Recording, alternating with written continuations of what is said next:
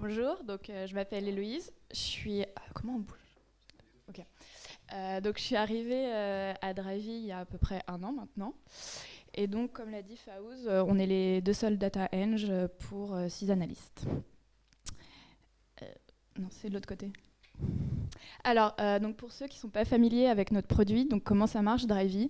Donc on a une application, mais aussi on est sur des stocks. Et donc ça permet de trouver les voitures qui sont à proximité. On peut les ouvrir directement avec l'application et après on peut partir avec la voiture voyager. Donc notre talk, le but c'est de donner un peu une overview de comment on utilise Airflow chez Drivey. Et donc on va commencer par s'intéresser par...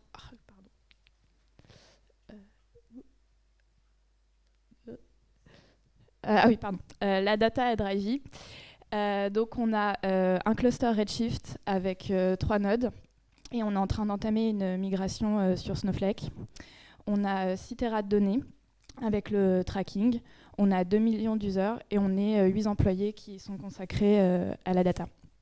Et donc on est en train d'embaucher, donc n'hésitez pas à postuler.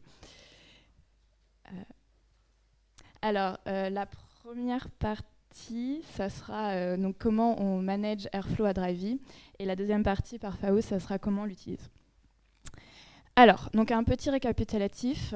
Donc, Airflow is a platform to programmatically author, schedule and monitor data pipeline. Donc, globalement, avant, on avait des cron tabs et maintenant, on utilise Airflow qui nous donne donc un outil avec une interface pour pouvoir scheduler nos différents jobs ou nos scripts pour avoir les données sur les données accessibles. Donc, les différents composants. Donc, on a une metadata base qui est responsable de storer les informations sur les tâches, un scheduler qui décide donc quelle tâche est à exécuter, un web server donc où on peut avoir une overview de où sont les tâches à un moment, et des workers qui exécutent véritablement les tâches, et un queuing service donc qui permet de détenir l'information sur quelle est la prochaine tâche à exécuter. Donc il y a 2 types d'architecture. On a une single node architecture, où donc là c'est quand on le fait en local exécuteur. Donc souvent on a tous les composants Airflow qui vont être localisés sur une seule machine. Et on a une multinode architecture, où donc là les différents composants seront sur différentes machines. Donc comment ça marche? C'est globalement le scheduler par intervalles réguliers, donc va pusher les différentes tasks à exécuter, et les workers à intervalles aussi réguliers vont donc ils vont pusher sur le queuing service, et les workers vont récupérer la prochaine tâche à exécuter et vont l'exécuter. Et donc le Airflow Metastore, il garde une trace de l'état d'une tâche à un moment donné. Donc l'avantage d'avoir une single node architecture, donc c'est que c'est très facile à mettre en place. Mais le problème, donc c'est une single point of failure. Donc si en fait il y a la machine qui tombe, on a aussi les workers, donc il n'y a plus rien qui marche, et c'est aussi très dur à scaler, parce qu'en fait le jour où les workers sont pas suffisants, on doit changer la machine qui accueille tous les composants Airflow.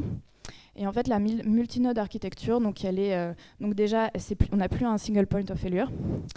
On peut aussi avoir des workers qui peuvent être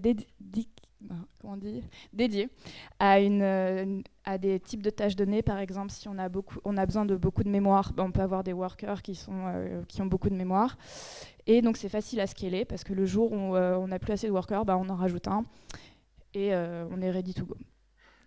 Alors, donc, à Drivey, il y a 6 mois, donc on était en single node architecture. On avait une instance EC2 où tout était installé à la main. Et on avait, pour le déploiement, en fait, c'était une cron tab qui, à intervalles réguliers, allait pusher les dernières modifications du repo GitHub. Et aujourd'hui, donc on est passé en multinode architecture avec Celery. On a 4 instances EC2 qui sont installées grâce à Ansible. Et on a Code Deploy qui est utilisé pour déployer le code sur l'ensemble l'ensemble des workers. Donc, comment on a installé Airflow chez Drivy? Donc, on a utilisé Ansible, qui est très pratique pour automatiser l'installation de machines. Donc, comment ça marche? C'est qu'en fait, là, on a différents rôles. Donc là, c'est le rôle Airflow, où il y a différentes tâches. Donc là, c'est la tâche qui est de la configuration, là, qui installe les différents basic packages. Là, c'est Caddy qu'on utilise comme proxy inverse. Là, c'est code deploy, Ruby, et les différents services. Et en fait, pour starter les services, on a... donc comment ça marche? Donc le main, c'est le point d'entrée de notre... c'est le point d'entrée. Et donc en fait là ce qu'on voit c'est que dans ce main, d'abord on va installer Airflow, après on va setter Caddy, on va installer Ruby, configurer Airflow, on va utiliser systemd et on va starter nos services.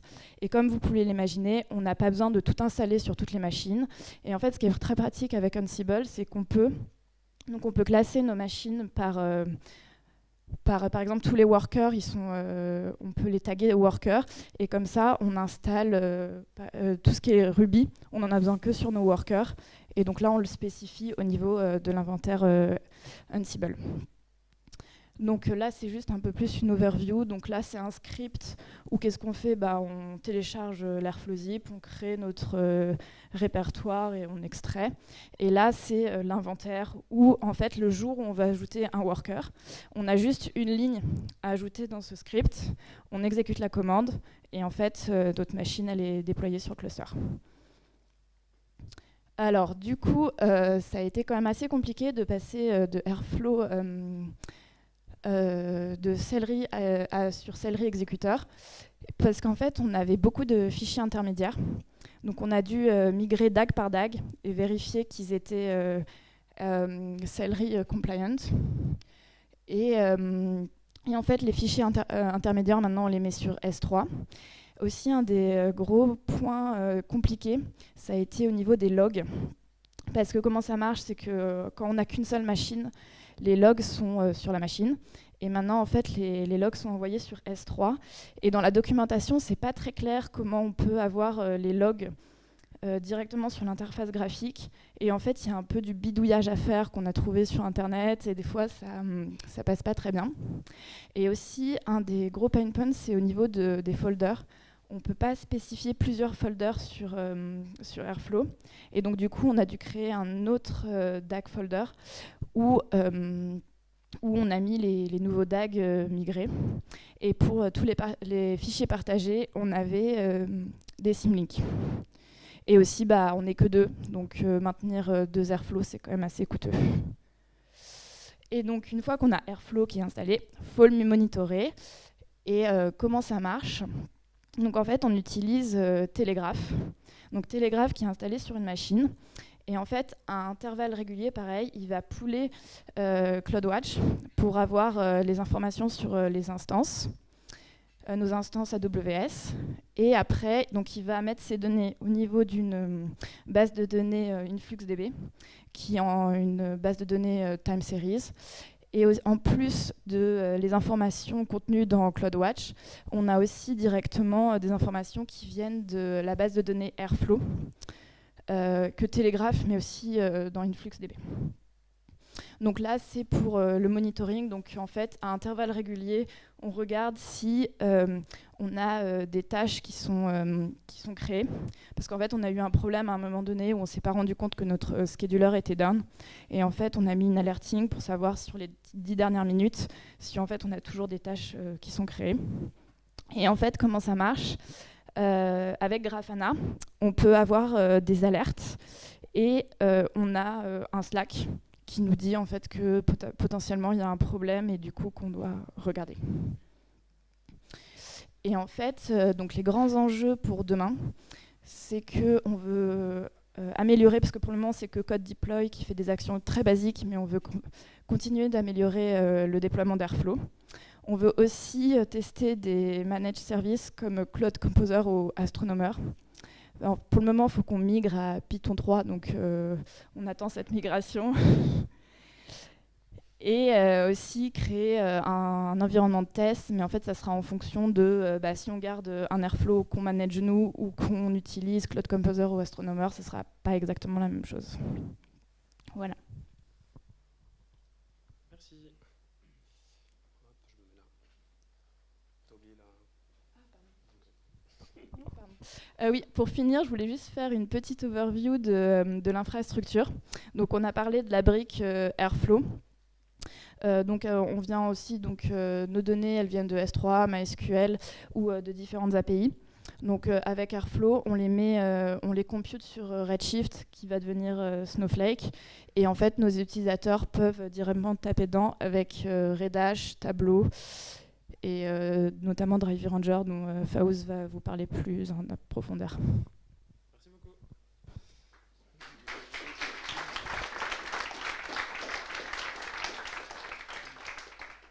Merci Hello pour cette overview de notre stack et de l'infra associé. Hop. Je vais vous parler de quelques cas d'usage qui représentent un peu la grande majorité de ce qu'on fait avec Airflow. Donc dans un premier temps, je vais parler d'un problème, je pense, qui nous touche tous, qui est l'ingestion de la base de données de production. Ensuite, je vais vous parler de notre framework de tracking qu'on a fait en interne qui s'appelait Capture. Et enfin, d'un autre framework de qualité de données, Data Quality Checks. Donc, je vais commencer par MySQL Dump. Donc, comme tout le monde ici présent, je suppose que tout le monde a trois types d'ingestion, du full dump, de l'incrémental qui se décompose sous deux formes, de l'append-only et de l'upsert. Pour le full dump, ça concerne des tables soit à faible volumétrie, soit qui peuvent être modifiées dans le passé, mais sans enregistrement de la date de modification. Pour l'append-only, c'est uniquement de nouveaux enregistrements qui s'accumulent. Et pour l'upsert, les enregistrements modifiés sont timestampés. Et donc, on peut insérer que les nouveaux, ou ceux qui ont été modifiés. Donc, chacun de ces DAG, en fait, chacune des lignes, enfin, chaque type d'ingestion a un ou plusieurs DAG associés par niveau de criticité. Historiquement, en fait, notre data warehouse était Redshift. Donc on utilise Mbulk qui est un outil de déplacement de données entre plusieurs sources et plusieurs destinations. Ça peut être dans différents formats, ça peut être dans le cloud, etc. Donc c'est très pratique à utiliser. Et grossièrement, ce qu'on faisait, c'est que grâce à Mbulk, on extrait les données issues de MySQL dans un format CSV qui était mis sur S3. Et ensuite, on chargeait la donnée brute de S3 à Redshift. Enfin, Mbulk le fait pour nous, en fait. On l'enrichit directement dans S3 dans une table underscore next qui, à la fin de l'enrichissement, était promue.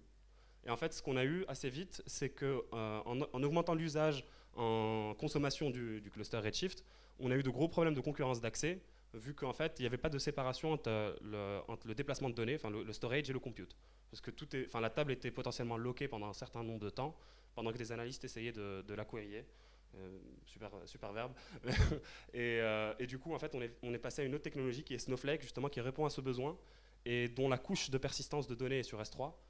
Et en fait, ça nous a aussi donné la possibilité, vu qu'on allait faire le travail pour rendre la couche de persistance sur S3, de versionner, en fait, de créer un data lake qui va contenir toutes les informations avant et après chaque traitement. Donc je vais rentrer un peu plus dans les détails sur justement cette notion de séparation de la donnée brute de la donnée transformée sur une slide un peu plus loin. Donc pour revenir à mes imports, un import full dump, c'est tout simple, on récupère tout ce qu'il y a dans la table, on le met dans S3, timestampé par la date d'exécution du DAG, et ensuite on met ça dans Snowflake et on enrichit. Pour de l'append, c'est à peu près la même chose, juste on stocke à chaque run le dernier identifiant par DAG ingéré, par table ingéré, et ensuite au run d'après, on prend que les nouveaux enregistrements à partir de cet ID-là. Pour l'upsert, c'est à peu près la même chose, mais en plus on a l'information de temporalité, où on récupère soit les nouveaux enregistrements, soit les enregistrements qui ont été modifiés.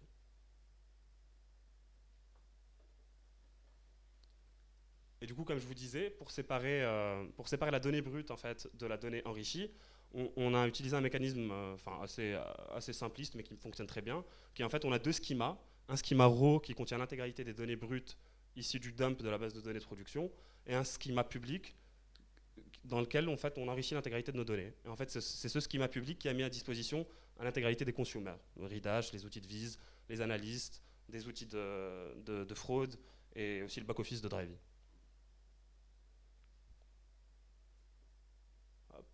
Maintenant, je vais vous parler de notre framework de tracking qui s'appelle Capture. Donc pour l'histoire, en fait, on a repris l'architecture de capture, de segment, qui est un des, je pense, les leaders du tracking sur Internet. Je suis pas sûr de cette info.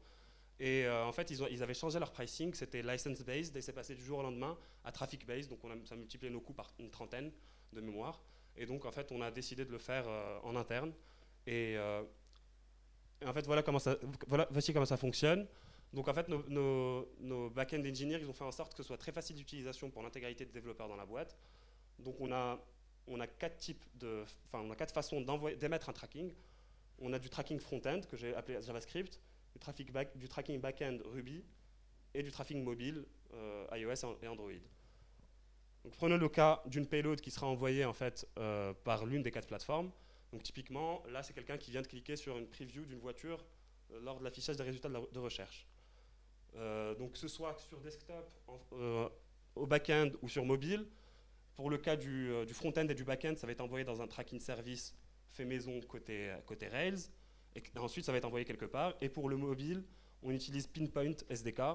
Pinpoint, en fait, c'est une solution AWS qui fait énormément de choses, mais on utilise qu'une partie de cette solution-là. En fait, elle permet d'envoyer des push notifications, des SMS, des emails, faire même de la voix. Mais nous, on n'utilise que la partie analytics associée, qui en fait communique avec son back-end et qui nous permet de faire deux choses. D'une part, afficher directement dans un back-office debugger. En fait, c'est une page dans l'admin de Drivey qui permet à un développeur de s'assurer que son tracking est correct, ou à un analyste aussi de s'assurer que les informations qu'il a demandées y figurent bien. Et aussi, la deuxième partie, c'est d'alimenter le warehouse en passant par S3. Donc je vais me focaliser un peu sur cet aspect-là, sur la partie droite du schéma.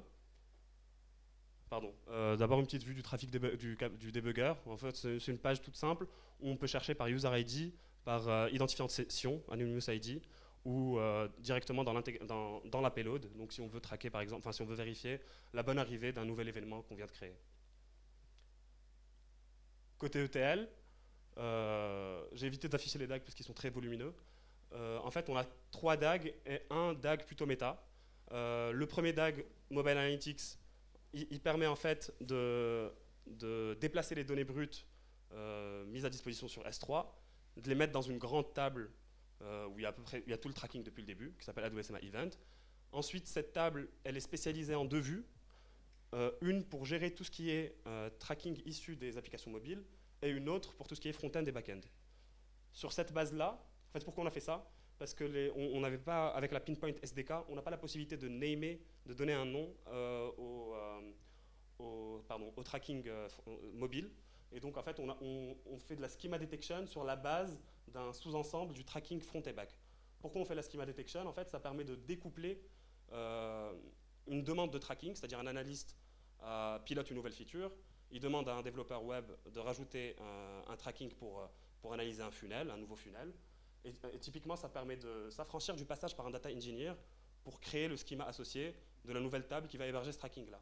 En fait, qu'est-ce qui se passe? Il y a un DAG caché là, qui va regarder sur les nouveaux enregistrements, donc les nouvelles payloads arrivées, qui va comparer avec l'ancienne version de son schema et décider de créer, oui ou non, de nouvelles tables ou de nouvelles colonnes dans les tables existantes. Voilà, ça permet clairement de découpler l'eng de l'analyse. Et donc ça, c'est plutôt pratique.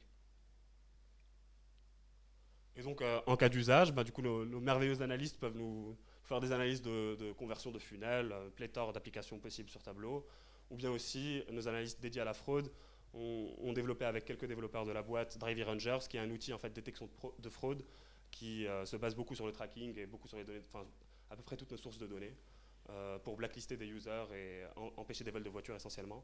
Donc, ce qui est plutôt très cool. Du coup, la dernière partie de ce talk, ça va être notre framework de qualité de données. Donc, typiquement, ce qu'on appelle les data quality checkers, en fait, c'est un ensemble de checkers qui peuvent être exécutés à intervalles réguliers, qui est spécifié par un consortium entre analystes et ingénieurs, qui peut targeter un ou plusieurs datasets venant de un ou plusieurs data sources. Et en fait, on définit des prédicats, des seuils de tolérance, des niveaux d'alerte, des destinations d'alerte. Et en fonction si le seuil de tolérance est atteint ou pas, on va faire une escalade vers une criticité plus élevée pour justement résoudre le problème le plus vite possible. Donc en fait, c'est un DAG qui est à haute fréquence, entre guillemets, qui s'exécute chaque 15 ou 30 minutes. Ça a changé depuis, maintenant c'est 30. Et en fait, il est composé de deux types de tasks. soit un short circuit operator, soit un subdag operator. Le short circuit operator permet de voir si c'est l'heure pour le checker de passer ou pas. Et le subdag operator exécute réellement le checker.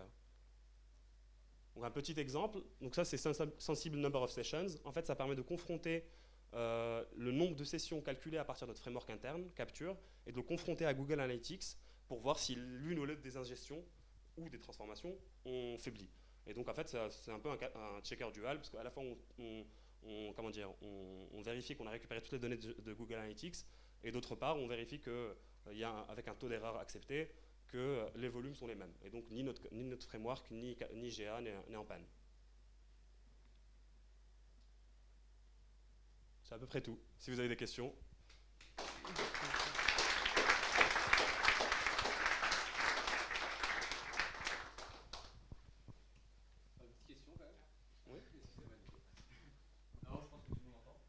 C'est enregistré en fait. Petite question, donc vous êtes passé à multinode pour votre Airflow. Qu'est-ce qui vous a motivé en premier? C'est le fait que le master pouvait tomber ou parce qu'il y avait vraiment des besoins en termes de puissance? Il y a beaucoup de calculs. Vas-y.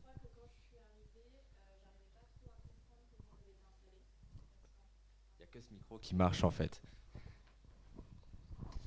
En fait, j'arrivais pas trop à comprendre comment ça avait été installé parce que c'était quelqu'un qui l'avait installé manuellement.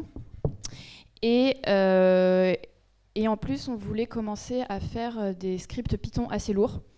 Et donc, on avait besoin de machines plus performantes.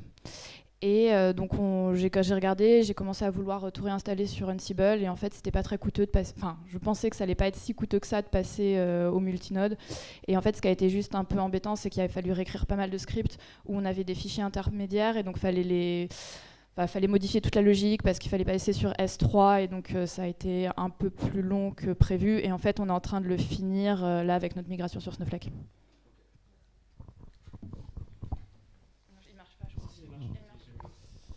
Vous parliez d'une base de métadonnées tout à l'heure. C'est la base AirflowDB qui est liée ou c'est une base que vous avez créée en plus? Non, c'est la base Airflow. Okay.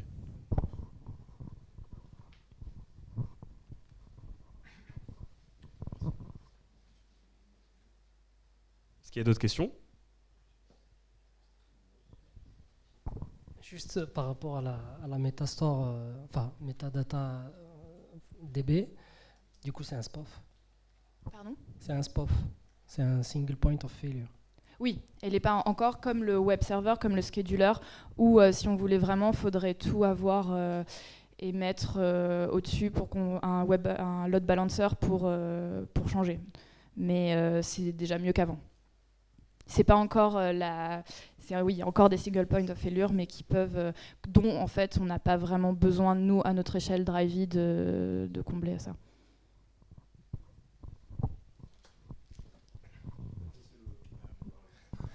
Vos DAG, ils sont schedulés au minimum à combien de temps? C'est genre de l'heure ou il y en a qui tournent en permanence? Non, on n'a rien qui... Ah oui, Capture. Capture, c'est un cas particulier en fait, parce que on a un peu cassé la logique d'Airflow. En fait, c'est 4 DAG qui s'appellent mutuellement. Et comme ça, en fait, on a les données dès qu'on l'a, en flux tendu, quoi. Et donc, on a, c'est chaîné. Il y a des triggers DAG opérateurs à la fin de chacun qui appellent le suivant. Et sinon, pour répondre ça c'est un cas particulier, pour les ingestions, on a 2 niveaux de criticité. On a des choses qui tournent chaque 2h30, d'autres qui tournent chaque 6h, et d'autres qui tournent chaque 6 ou 12 heures en fonction de la volumétrie. Voilà. Donc ouais, ça tourne tout le temps. Et du coup, ça a été une motivation pour passer à Celery, le fait d'avoir le DAG permanence, ou c'était juste... Ok. Je crois pas vraiment. En fait, ça marchait quand même plutôt pas mal en local exécuteur. C'est vraiment plus la motivation de la grosse machine pour faire du Python qui nous a dit, on s'était dit si on voulait faire même du Spark à une époque, on s'était dit faut qu'on puisse facilement ajouter un nouveau worker et que ça soit pas compliqué parce que là vraiment avec le déploiement sur Ansible, il suffit d'installer la machine et en fait comme elles ont aucune connaissance les unes avec les autres, et en fait une fois que la machine est installée et qu'il y a son fichier de configuration avec les bonnes configurations qui connaît le scheduler et la base de données, en fait ta machine elle est utilisée. Non, je disais juste que si on y pensait, c'est pas ce qu'on a fait, mais que peut-être que si on voulait de l'infrastructure et avoir des workers dédiés pour faire du Spark, mais c'est pas ce qu'on a fait. En fait, on a fait du Spark d'ailleurs et on l'a pas fait comme ça. Mais on voulait pouvoir avoir des machines dédiées si on voulait avoir de la mémoire ou beaucoup de CPU, en fonction du type de job. Pour compléter, en fait, là, on a eu une problématique Spark à un moment donné. Il s'est posé la question de prendre un Spark managé ou de le hoster nous-mêmes.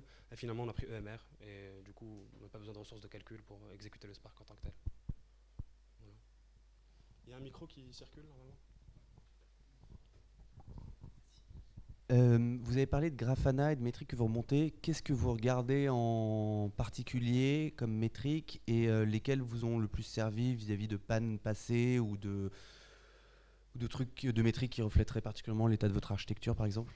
En fait, pour le moment, c'est vraiment le début. Donc pour le moment, sur Airflow, la deuxième version de Airflow qu'on a installée avec du Celery, on a mis juste un jour on a eu une fêlure, on veut pas que ça recommence, du coup on va mettre une alerte, mais on n'a pas eu le temps encore de vraiment se poser et estimer. Mais pour le moment, si je dis pas de bêtises, on avait le CPU, la mémoire et juste le nombre de tasks pendant une certaine période, juste quand je disais dans mon talk parce que notre scheduler était down et qu'on s'en était pas aperçu et qu'en fait il suffisait de mettre une alerte, savoir sur les 10 dernières minutes il y a combien de tâches qui ont été créées, ça aurait pu nous permettre de se rendre compte qu'en fait, il n'avait pas redémarré notre scheduler.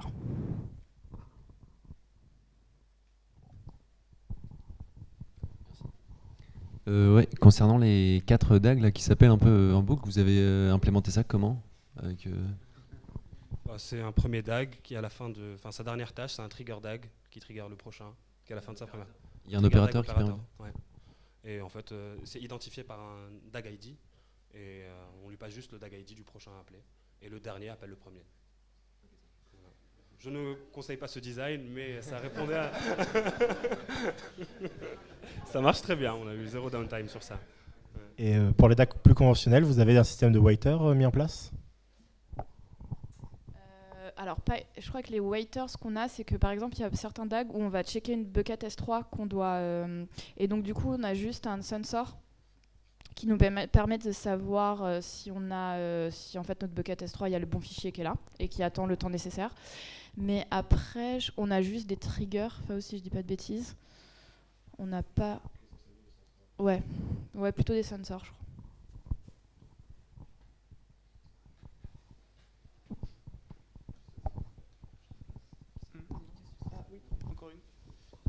Vous avez dit tout à l'heure que vous aviez un DAG qui était passé de 15 à 30 minutes.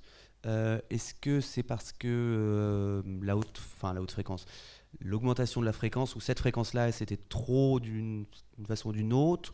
Et si c'est le cas, pour vous, c'est quoi la plus faible granularité? En fait, c'était surtout lié au contexte. C'est en fait ce qui a déclenché le passage à Snowflake. C'est qu'en fait, Redshift, on ne pouvait plus avancer aussi vite qu'on voulait. Et on a essayé d'élaguer là où on pouvait.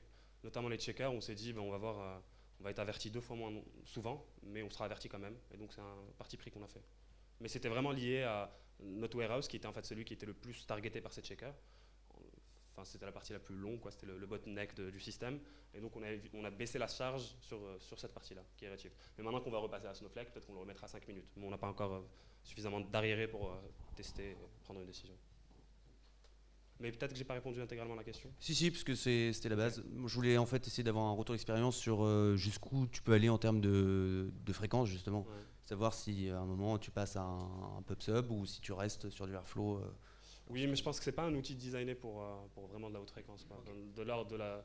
Enfin, ça dépend, en fait, ça se configure, mais il y a une période de rafraîchissement du masternode qui, lui, va lire le DAG-bag. Et celle-là, je pense, par défaut, peut-être que tu sais mieux que moi, c'est 5 minutes ou 1 minute?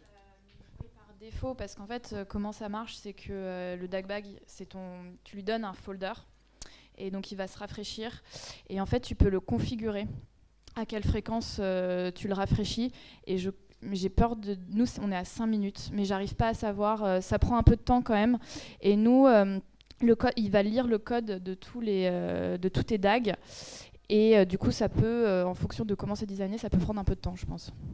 Donc en dessous de 2 minutes, j'y crois pas trop.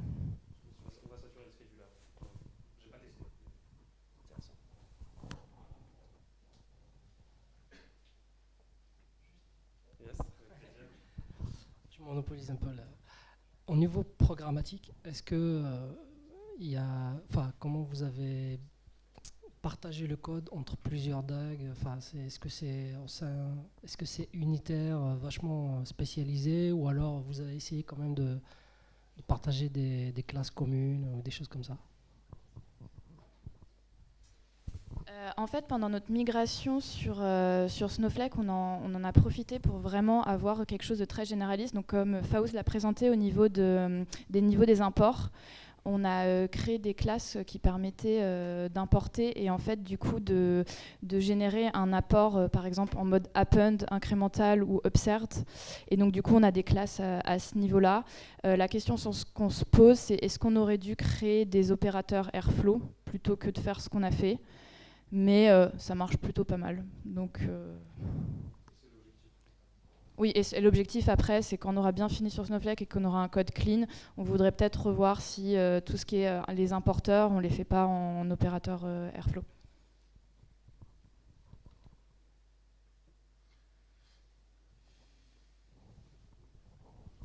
Merci à tous. Je vais laisser la parole.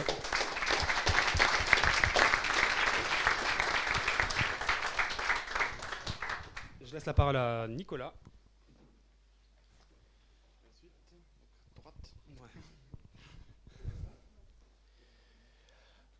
Bonsoir à tous, je m'appelle Nicolas, je suis data engineer pour Le Bon Coin, dans une équipe data d'une trentaine de personnes à peu près. Et ce soir, je vais vous parler de data opérations et de comment les rendre résilientes et surtout comment faire en sorte qu'elles convergent vers une unique version de la vérité et que vous puissiez vous assurer que vos utilisateurs aient justement accès à cette version et que vous ayez de la visibilité dessus. Je vais commencer par faire un petit récap de Le Bon Coin, qu'est-ce que c'est, très rapidement. Ensuite, on parlera un peu plus de qu'est-ce qu'on fait comme data opération et comment on gère justement les échecs qui peuvent se déclencher dans ces cas-là. Et après, on verra comment les rendre résilientes avec quelques exemples d'implémentation. Donc Le Bon Coin, je ne le présente pas dans les détails, hein, c'est un site français. On a un trafic assez conséquent, même très conséquent. Et on a un objet métier qui est l'annonce, qui paraît simple comme ça quand on le dit, mais en réalité c'est beaucoup plus compliqué qu'on y pense, avec à peu près 800 000 nouvelles annonces par jour et 28 millions d'annonces à peu près disponibles en vue en un temps donné. Mais ça c'est juste la partie transactionnelle, en live. Dans l'historique du Bon Coin, on a plusieurs milliards d'événements sur ces annonces, sans compter bien sûr le trafic, où là c'est plutôt plusieurs milliards par jour. Donc on a une audience conséquente, avec coincée entre les GAFA. Et sur la stack technique, on a une stack technique dans la globalité qui est très basée sur l'open source, avec du PostgreSQL qui sert le back-end principal de notre site. Au niveau data, on a aussi beaucoup d'utilisation de Spark. On a Kafka qui nous sert de bus d'événements pour communiquer et pour recevoir les événements depuis le back-end. Pas mal de Python pour Jupyter et bien sûr Airflow. Du Go et du Kubernetes. Et le volume de données, ça c'est juste le volume de données de la base transactionnelle. Hein. Sur le data lake, on est plus sur l'ordre du pétaoctet. Donc, qu'est-ce que c'est que les data opérations au Bon Coin? Bon, alors, dans l'équipe data, on a introduit du coup Airflow il y a 3 ans maintenant. Et la plupart du temps, on espère le matin voir ce genre de choses sur Airflow. Mais en réalité, parfois, c'est un petit peu plus mitigé. Et on a toujours des jours où il y a des échecs. Il y a des échecs, voire même des désastres, et des journées que j'appellerais mémorables. Ces journées mémorables, elles ont toujours une cause. Cette cause, elle peut être endogène, elle peut être exogène, mais on apprend à chaque fois qu'il y a une nouvelle chose qui se déclenche. On peut avoir des choses qui explosent dans nos DAG, donc du coup des tâches qui pètent, pour des sources externes, donc ça va être une base de données non joignable, une API sur laquelle on a atteint le rate limiting, ça peut être des fichiers de log qui n'ont pas été déposés par les gens qui devaient les déposer, ou les scripts qui devaient les déposer, si c'est des gens automatisés. On peut avoir plein de choses qui peuvent se passer à l'extérieur. On peut aussi avoir des choses qui peuvent se passer sur la stack data elle-même. C'est-à-dire on peut avoir, par exemple, nos ressources qui ne sont pas suffisantes pour déclencher un job Spark, le trafic qui a soudain augmenté et du coup il faut tuner les performances des jobs Spark pour pouvoir attribuer plus de ressources, ou tout simplement des cas à la marge qui font péter nos DAG qu'on n'avait jamais vus en production jusqu'à présent. Du coup, qu'est-ce que c'est les impacts? C'est des SL à manquer, c'est du temps avant que les données soient disponibles par rapport à... En général, les gens qui consomment ces données sont relativement pressés de les regarder, et c'est assez logique, puisque c'est là-dessus qu'ils basent toutes les décisions pour planifier l'avenir. Du coup, on a beaucoup de pertes de réactivité du marché à cause de ce genre de choses, donc il faut essayer de les limiter. Mais c'est pas la seule chose qui peut se passer. Ça, à la rigueur, on le voit bien. Quand ça explose, on a un DAG qui pète, on le voit. Airflow remonte l'alerte à Datadog, Prometheus ou peu importe le système que vous utilisez pour monitorer, mais c'est visible. Il y a aussi des alertes invisibles. Les alertes invisibles, ça va être quoi? Par exemple, notre cluster Kafka, il y a une partition qui a eu des événements qui sont arrivés en retard. Elles vont être populées plusieurs heures après, alors que nous, on croyait qu'on avait bien toutes les données. On peut avoir des changements métiers qui vont impacter il y a un nouveau cas à prendre en compte dans le code, côté data, pour prendre en compte ce cas. Et la communication n'a pas été faite forcément de manière idéale, et du coup, il y a un petit souci à coordonner.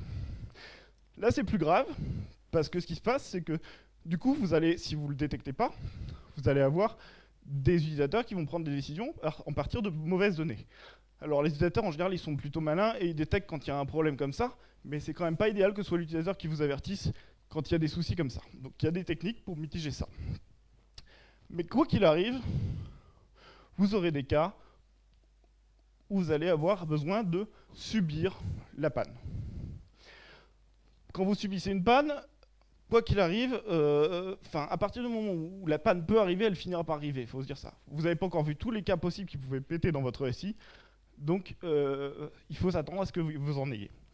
La première chose que vous pouvez faire, c'est déjà essayer de faire en sorte que vos DAG soient le plus résilients possible, en utilisant les belles pratiques de développement logiciel, en faisant en sorte de tester, en validant les business rules avec vos interlocuteurs métiers. Vous pouvez avoir aussi des systèmes plus actifs qui vont tester s'il y a de la donnée qui est inconsistante en production, du genre « Tiens, c'est bizarre, notre CA du jour, il n'est pas tout à fait aligné avec ce qu'on avait la semaine dernière. Est-ce que c'est un phénomène saisonnier ou pas ?» Mais là, on parle de choses qui sont quand même relativement en aval des chargements et pas en amont, malheureusement. Puis bon, une bonne communication, ça aide quand même à éviter que vous ayez des règles métiers qui vous soient annoncées après la mise en production d'une feature sur le site. Donc ça, c'est des choses itératives, ça s'apprend et ça s'enrichit, mais ça fait partie de vos process de développement. Moi, je ne veux pas parler de ça. Je veux parler des cas où ça pète vraiment et où vous n'avez pas réussi à anticiper l'échec en production, et vos DAG, vous allez devoir les relancer, vous allez devoir les rejouer. Donc d'abord, vous allez identifier ce qui a pété, donc les log Airflow sont plutôt bienvenus pour ça, il n'y a pas de problème, mais ça peut prendre un peu de temps. Ça peut nécessiter de faire des patchs sur le code de transformation des données avant de les rejouer. Et surtout, ça peut prendre du temps à rejouer, tout simplement, parce qu'il va falloir rejouer ces DAG et ces tâches pour récupérer la donnée. Et à la fin, vous allez valider que tout a été bien correctement et bien repassé dans tous les tuyaux. Il y a des choses que vous n'êtes pas censé faire. Il y a des choses que vous n'êtes pas censé faire, c'est-à-dire vous n'avez pas envie que, sous prétexte qu'une tâche à planter, il y ait tous mes autres pipelines de prod qui soient en attente parce que on ne sait jamais, il pourrait y avoir des effets de bord, etc. Il faut que seules les tâches qui soient vraiment impactées soient effectivement bloquées par le DAG qui a crashé. Ensuite, vous n'avez pas envie non plus, pour les mêmes raisons, que ça prenne des heures parce que vous avez énormément de tâches qui attendaient derrière qui sont en attente d'être jouées. Vous n'avez pas envie non plus que la personne qui va devoir relancer les DAG, elle ait à se poser beaucoup trop de questions métiers sur qu'est-ce qui a impacté concrètement, etc. Ça doit être visible dans le DAG ou bien documenté à côté, si ça ne peut pas être visible dans le DAG directement, pour qu'il y ait vraiment zéro question à se poser une fois que la cause a été identifiée sur quels sont les impacts et à qui je dois communiquer. Et enfin, il ne faut surtout jamais aller patcher à la main la donnée et aller corriger des choses à la main. Soit c'est fait par le code et c'est testé et validé en QA et en test, soit vous ne le faites pas. Et sinon, vous risquez de corrompre la donnée, ce qui est encore pire que tout. C'est le suraccident, en fait. Alors, pour rendre vos DAG résilients, c'est-à-dire que là, on parle de la résilience au fait de devoir les rejouer, justement. Vous allez avoir quelques prérequis. C'est-à-dire que quand vous rejouez un DAG, de base, vous n'avez pas forcément de garantie que ça va vous donner un résultat qui sera consistant avec la vérité et le métier. Vous pouvez avoir des effets de bord du fait que vous avez rejoué ce DAG.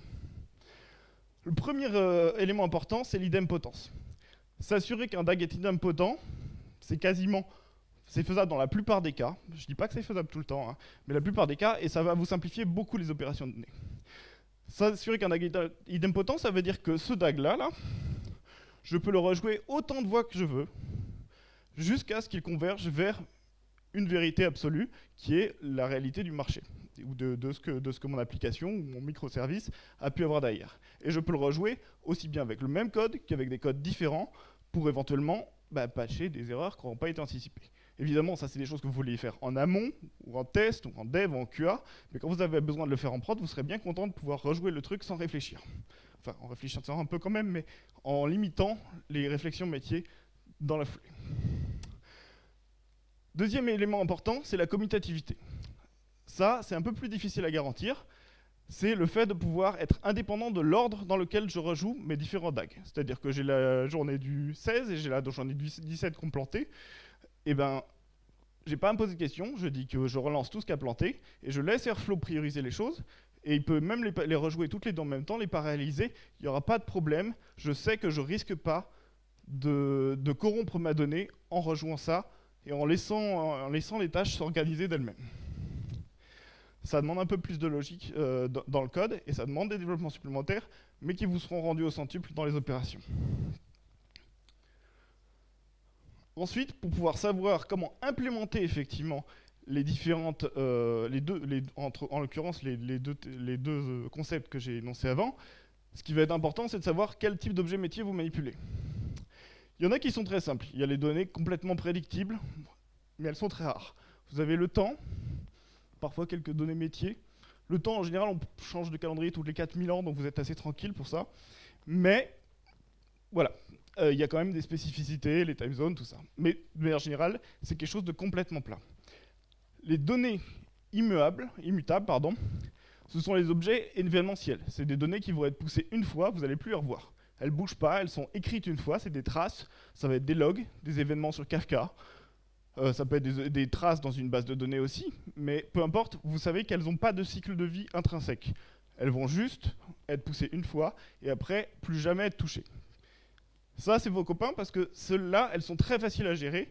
Vous avez l'idempotence qui garantit quasiment facilement, et la commutativité aussi, intrinsèquement. Parce que justement, vous ne risquez pas de revoir la donnée apparaître plusieurs fois dans plusieurs versions.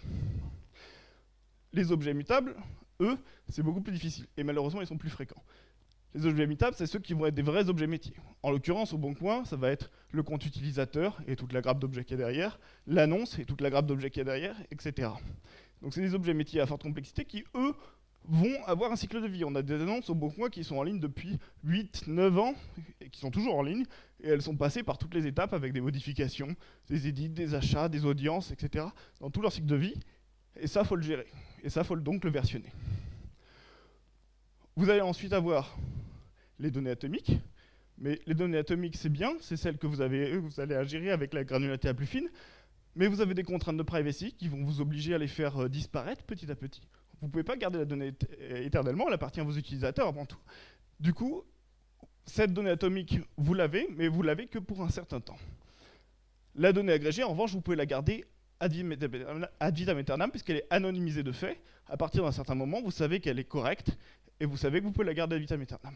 Mais vous ne pourrez pas forcément la recomputer, et donc, encore une fois, l'idempotence, elle est limitée par ça. Vous ne pouvez pas relancer, par exemple, les calculs à partir des données détaillées d'il y a 10 ans aujourd'hui, parce que de toute façon, les données détaillées, vous les avez probablement plus. Vous êtes plus censé les avoir.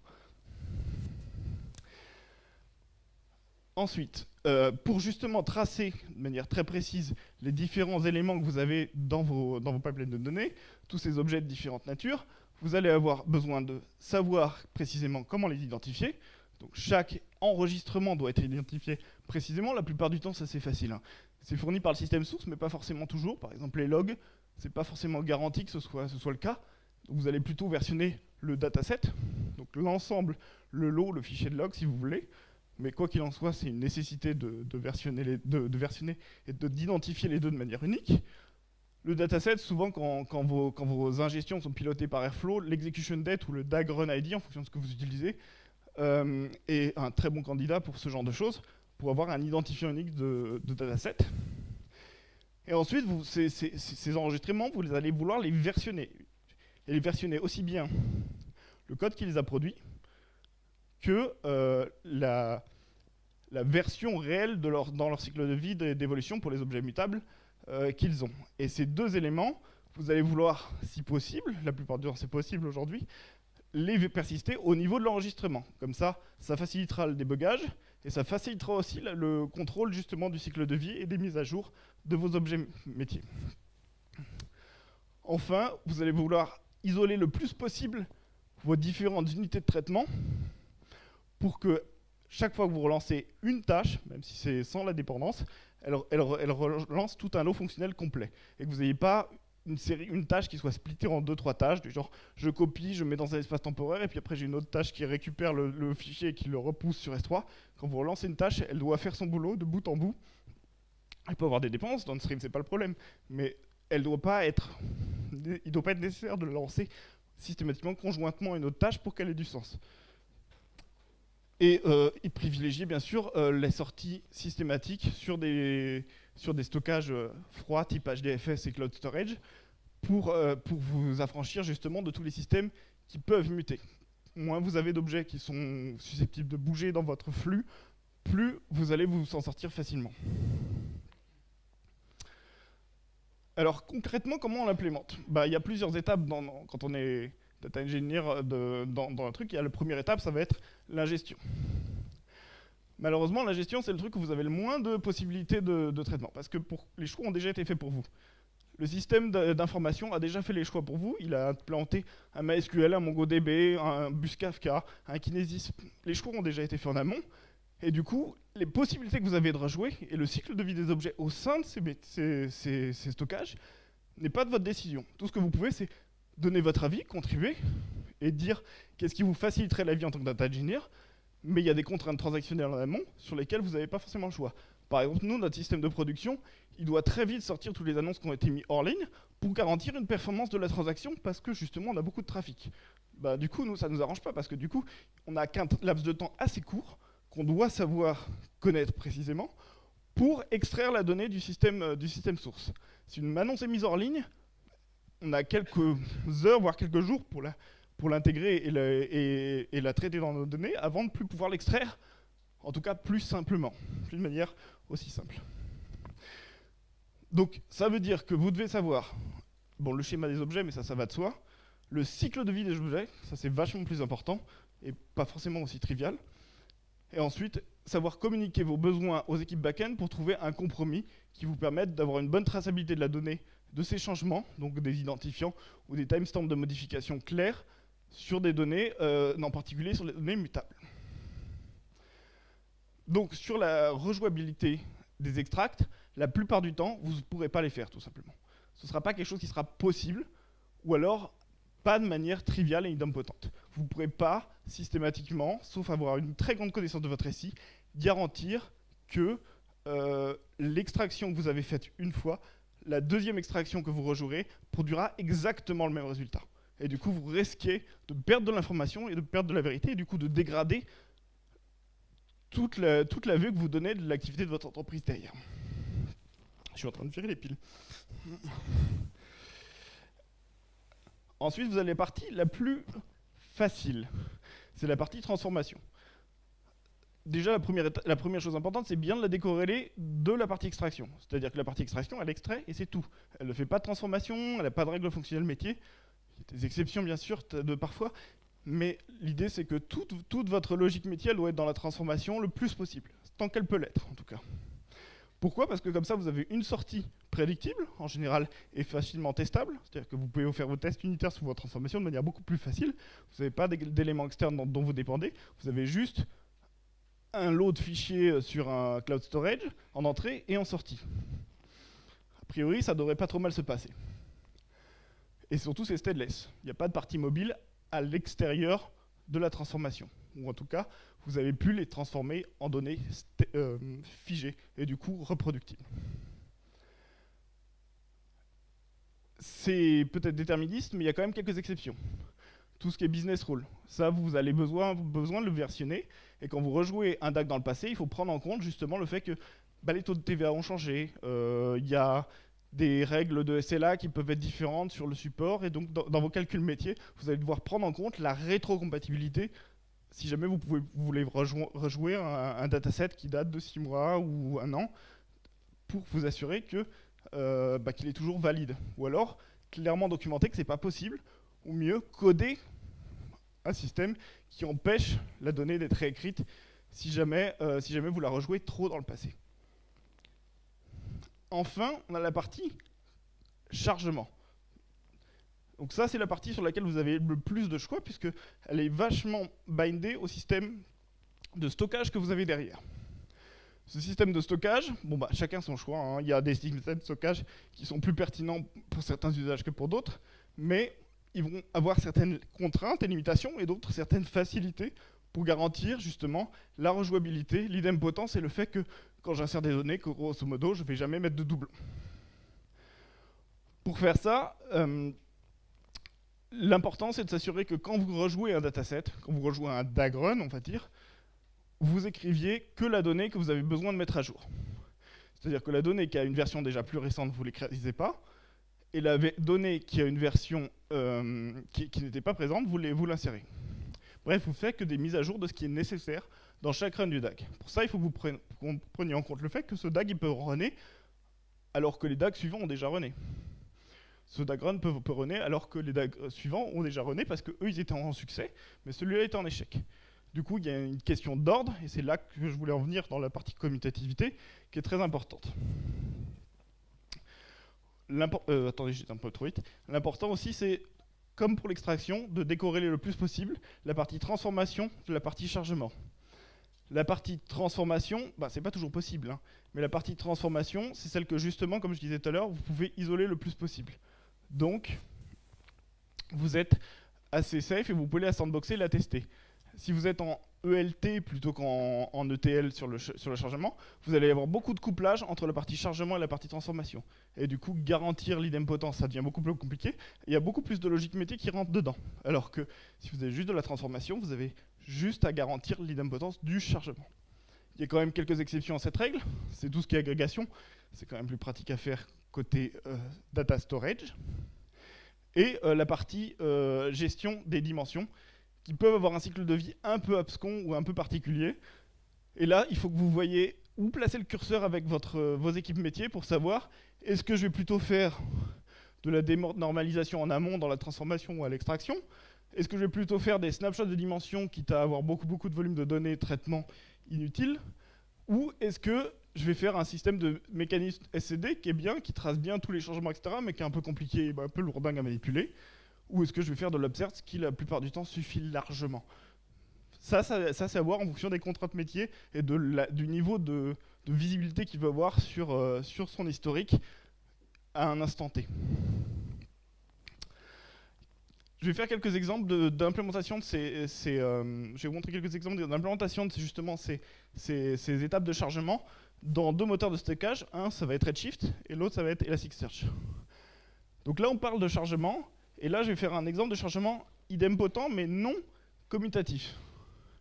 Alors, on ne voit pas très bien, mais en gros, on a une étape de suppression des données du dataset précédent et une étape d'insertion des données du dataset que j'ai sur S3, par exemple.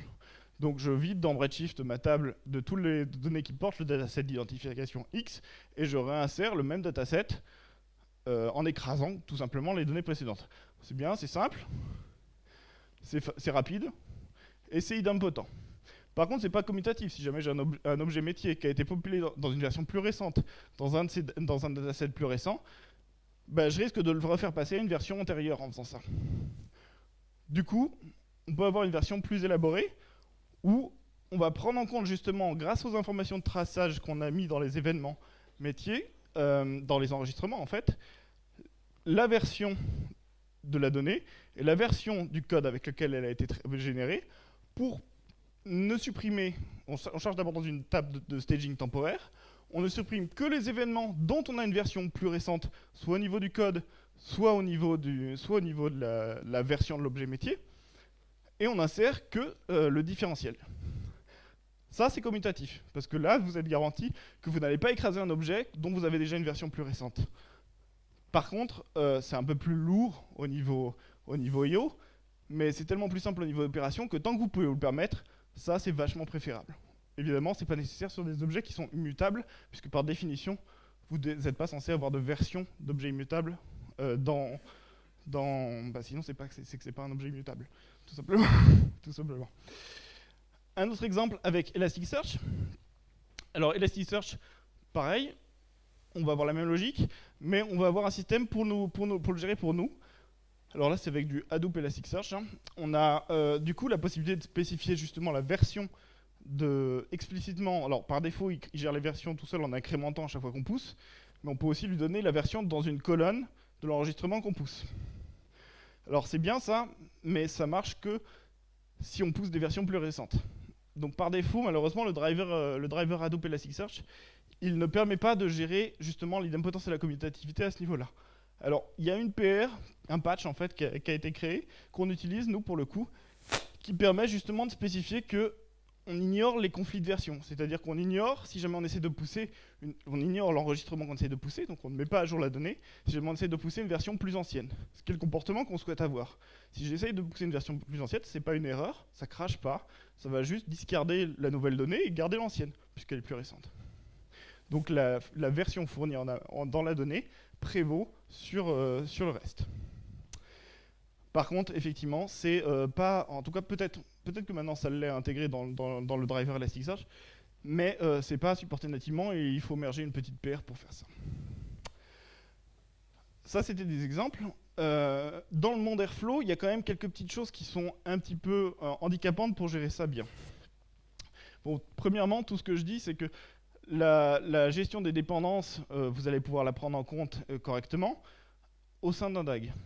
Quand vous voulez gérer la dépendance des tâches cross-DAG, en particulier quand vous avez des DAG triggered, c'est vite un cauchemar. Et il y a des outils et des systèmes qui vous permettent de faire ça. Nous, on en a un en interne pour le gérer, mais ce n'est pas fourni de base par Airflow. Ce sera peut-être le cas bientôt. Je sais qu'ils travaillent là-dessus en tout cas. Mais pour l'instant, ce n'est pas le cas. Et vous êtes obligé d'avoir un petit peu de connaissance métier pour savoir que tel DAG nécessite de relancer tel et tel DAG sur telle période quand il y a un replay à faire. Ensuite, Airflow n'est pas conscient des versions des différents DAG qu'il joue. Donc, c'est-à-dire que quand vous rejouez un DAG du passé, il va être rejoué dans sa version la plus récente du code. Peut-être qu'il y a eu beaucoup de mises à jour dessus. Vous n'avez pas de garantie que c'est la même version qui marche et du coup, vous n'avez pas de garantie qu'elle va toujours marcher sur la vieille donnée, qui a peut-être un schéma différent. Donc, il faut que vous preniez en compte, si vous avez ce genre de use case, vous devez prendre en compte la capacité de votre DAG à rejouer, enfin de vos tâches pour le coup, à rejouer sur de la vieille donnée qui a peut-être un schéma légèrement différent, et du coup prendre en compte cette complexité dans votre développement, ou tout simplement avoir plusieurs versions et plusieurs branchements qui permettent de gérer les différents cas d'usage nominaux. Mais en tout cas, c'est pas Airflow qui va vous le garantir. Il y a d'autres systèmes qui permettraient de le faire, mais c'est une des petites lacunes d'Airflow, c'est que vous avez beau avoir votre guide qui fait votre version contrôle, lui il n'en sait rien, il voit juste les DAG dans un état à un moment donné, et la plus récent, a priori. Voilà, donc ça c'est ce que je voulais dire. Alors ce qui est très important, c'est du coup de retenir de tout ça, c'est que l'important pour pouvoir vous garantir que vous avez une bonne vision sur ce qui est rejouable et ne jamais corrompre de données en rejouant des données, en rejouant des DAG plutôt, c'est de s'assurer que vous connaissez bien vos métiers et les cycles de vie des objets métiers qu'il y a dedans et comment ils se transmettent de manière technique dans votre système d'information. Vous devez connaître votre stack, mais aussi celle des back-ends ou des systèmes amont externes que vous pouvez avoir pour connaître ces limitations. Qu'est-ce que vous pouvez faire avec, aussi bien au niveau modélisation qu'au niveau technique tout simplement. Tout ce que je dis, bien sûr, ça s'adapte. On n'est pas dans une utopie, il y a des contraintes métiers, il y a des contraintes de planning. Vous ne pouvez pas toujours tout faire, vous ne pouvez pas toujours avoir le DAG parfait. Ce qu'il faut juste, c'est bien prendre en compte de documenter quand il y a un risque, si jamais on rejoue un DAG qui n'est pas prévu pour. Et donc, de ne pas avoir de dogme sur tout ce que je viens de dire. Et ensuite, forcément, règle numéro 1 des data engineers, bien communiquer aussi bien avec les environnements techniques qu'avec les environnements métiers pour traduire tout ça dans la réalité. Voilà. Si vous avez des questions, je serais ravi de les prendre, ici ou tout à l'heure si vous voulez. Mais sinon, on a un blog data engineer, Le Bon Coin Engineering, si jamais ça vous intéresse. On a beaucoup d'autres sujets sur des choses très différentes de Airflow.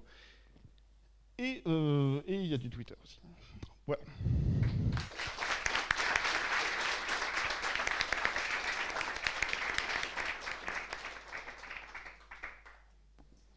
Est-ce qu'on a des questions? Oui, on a une question. Tu as parlé d'un outil pour gérer les dépendances inter-DAG Airflow que vous avez développé en interne. Et je crois que c'est quelque chose où on est un peu tous très intéressés sur ça. Tu peux nous en dire plus un peu comment ça marche? C'est simple, c'est juste une base de données qui trace tout le data lineage de toutes les transformations qui ont lieu. Donc dans nos DAG, on inclut en fait des étapes qui vont tracer justement telle opération de transformation, donc la plupart du temps c'est un jeu Spark chez nous, a été appliquée sur tel dataset à telle heure et elle a produit telle sortie. Ça permet de le tracer. Et après, on a tous nos DAG commencent par une série de sensors qui vont dire est-ce que j'ai la donnée la plus récente sur tel système, enfin en gros telle source de données, cette source de données pouvant être aussi bien de la donnée sur S3 que quand on est sur les DAG qui sont plus downstream, de la donnée sur Redshift et qui vont garantir que les traitements dépendants ne vont pas se lancer avant d'avoir un truc. On aimerait bien réingénierer ça pour le rendre plus générique parce qu'on l'a fait un petit peu au fil de l'eau. Donc pour le moment, c'est pas encore exposable.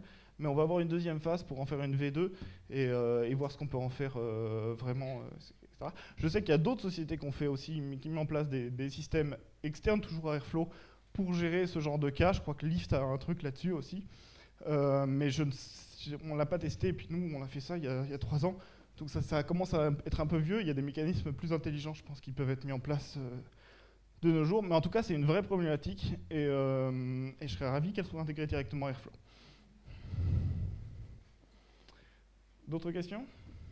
Oui. C'est un petit peu perpendiculaire à ta présentation, mais je profite du fait que vous ayez beaucoup de données, beaucoup de machines. Est-ce que vous autoscalez les workers? Non. Non, parce qu'en fait, la plupart de nos traitements sont faits sur le cluster Spark directement, et que c'est lui qu'il faut scaler, en fait. On n'a pas vraiment beaucoup de jobs Python, à part quelques petits trucs tout bêtes, mais il y a très peu de traitements réellement Python. Les traitements Python qu'on fait, ça va être attendre la donnée, mettre à jour un metastore dont je parlais à l'instant, là, et lancer un job Spark sur un cluster distant et attendre qu'il revienne. La plupart du temps, c'est ça. Du coup, c'est lui qui a besoin de scaler, c'est pas forcément Airflow. Et c'est lui qu'on a besoin d'autoscaler. Airflow, pour le moment, on n'a pas eu cette problématique-là. Peut-être qu'un jour, quand on aura plus de jobs qui auront besoin de tourner en Python, on le fera. Après, c'est pas un truc... Enfin, c'est pas une nécessité aujourd'hui, et si ça doit être fait, ça doit être fait. On a déjà tout dockerisé, donc on a déjà une partie du boulot qui est mâché. Quand on le fera, on le fera. D'autres questions? Oui.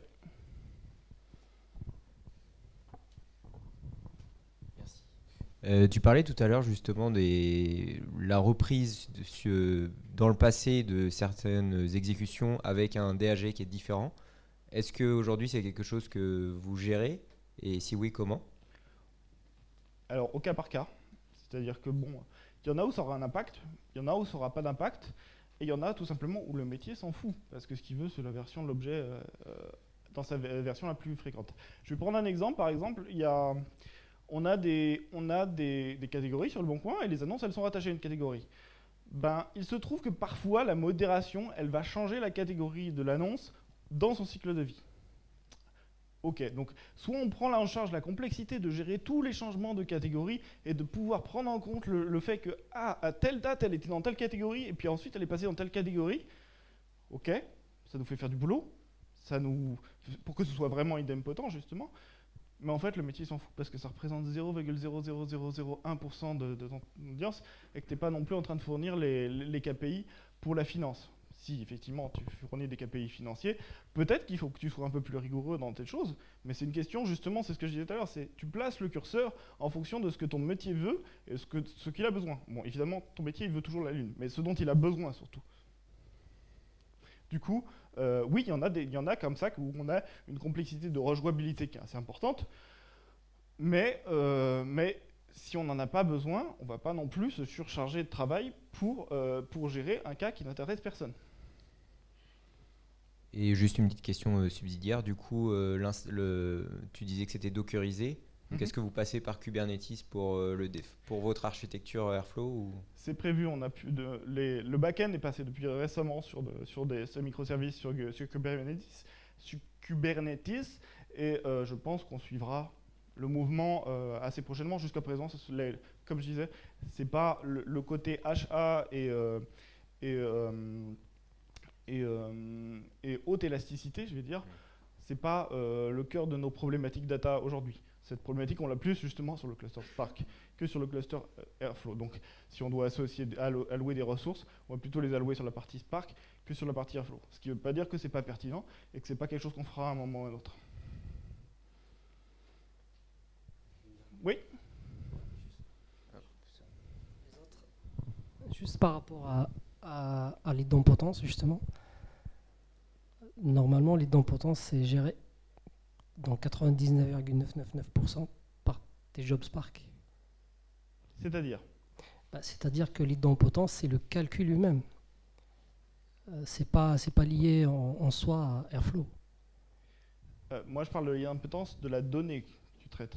Je veux dire, l'idempotence de tes fonctions Spark, c'est bien, mais si ta donnée, elle bouge entre-temps, tes fonctions, elles auront beau ne pas avoir bougé ou garantir l'idempotence, ça ne changera rien à ton problème. Là, typiquement, sur la partie Elasticsearch, c'est bien dans Spark que tu as géré cette idempotence, qui, elle, est liée, bien sûr, à la data. Pour la commutativité que l'exemple Elasticsearch était intéressant, pour le coup. L'idempotence, non, l'idempotence de ton data store de sortie, elle n'est pas garantie, elle peut être garantie que par le data store de sortie. Ton job Spark, il n'a qu'un subset des données. Du coup, il ne sait pas ce qui est déjà présent dans ton chargement. On parle d'incrémental, là. On parle de... J'ai pas la version de toute la vérité. Du coup, c'est au data store qui, lui, est censé représenter toute la vérité, de garantir que la donnée ne va pas être dupliquée. En l'occurrence, c'est ce qui t'intéresse dans l'idempotence.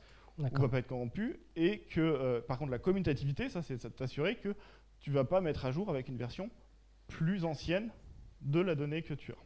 Okay. Mais après, l'idempotence fonctionnelle, si tu veux, oui, c'est tes fonctions Spark qui le font. Mais en elles ne garantissent rien d'un point de vue métier. Là, tu délègues ta base de données, en fait. Exactement. Parce que c'est elle qui a la totalité du scope. C'est elle qui a les versions précédentes de tes objets métiers. Sinon, tu serais obligé de faire circuler tous tes objets métiers dans toutes leurs versions à ton job Spark. Ce qui, à notre échelle, est vraiment pas faisable, pour le coup. Okay. Oui. Une question par rapport à votre solution pour conserver le data lineage. Oui. En fait, dans le cadre d'un backfill, du coup, comment vous l'exploitez ? Dans le cas de backfill, c'est pareil, on va avoir des objets qui vont être insérés dans les données. La date qui va nous intéresser, c'est d'une part la date de la donnée, ensuite la date à laquelle elle a été traitée, et après la date à laquelle elle a été extraite. Que ce soit un backfill ou un job à un instant T, ça ne change rien. Et par contre, ce que tu vas avoir, c'est au niveau de tes sensors, tu vas avoir l'intelligence de j'ai besoin de la donnée de la journée, ou j'ai besoin d'avoir une version complète de la réalité à date. Et là, je rejoins la question d'avant, c'est-à-dire, dans certains cas, je veux computer les données agrégées d'audience pour la journée X. J'ai besoin que des données d'audience pour la journée X. OK. Maintenant, je veux voir les nombres d'annonces en ligne à un instant T. J'ai besoin de savoir combien d'annonces ont été déposées à un instant antérieur à la date T et combien d'annonces ont été dépopulées de la base. Donc, en fait, je dois avoir l'ensemble de la version depuis l'ère des dinosaures jusqu'à mon instant T. Et dans un backfill, tu vas avoir justement ce type de waiters qui vont faire la condition en fonction de ce que tu as réellement besoin. Je vois qu'il y en a qui s'impatientent derrière. Est-ce que j'ai répondu à ta question ? En partie, mais en fait la question c'était plus si jamais tu avais des dépendances entre les différents DAG, justement. Donc si jamais tu as un premier DAG que tu dois backfiler pour X raison, et comment tu redéclenches les prochains DAG, enfin les en DAG fait, notre système, il ne gère pas le déclenchement automatique de la cascade. C'est pas lui qui le gère. Il gère juste le fait de savoir que le DAG suivant doit attendre encore un petit peu, le temps que le premier DAG se finisse, pour que les données soient bien à jour sur tel ou tel périmètre. Pour le moment, on n'a pas encore automatisé le fait de résoudre une sorte de méta-arbre de dépendance entre les DAG. Ce qu'on fait par documentation et par connaissance métier. Ce qui est contraire à ce que je disais tout à l'heure. C'est pour ça que c'est un truc sur lequel ce serait bien d'avoir un système pour le faire. Et surtout, ça va quand tu as 10 DAG, 20 DAG, 50 DAG, ok, mais quand on a 100, 150, 200, ça commence à faire beaucoup de DAG, et savoir tracer et documenter et garder à jour toutes les interrelations que tu peux avoir entre tous ces DAG, c'est plus faisable humainement. Surtout quand l'équipe s'élargit, comme la nôtre par exemple, on recrute au passage, comme la nôtre au passage, quand ton équipe s'élargit, la connaissance elle commence à être disséminée de plus en plus et chacun n'a qu'un subset de l'information. Donc c'est difficile et c'est pour ça que c'est un vrai problème. Merci. Ouais.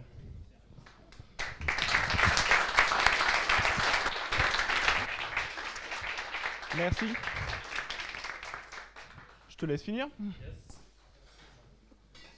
Hop. Merci pour votre attention. Et maintenant, on a une petite heure et 20 minutes pour discuter autour d'une bière et manger un bout. Et puis voilà.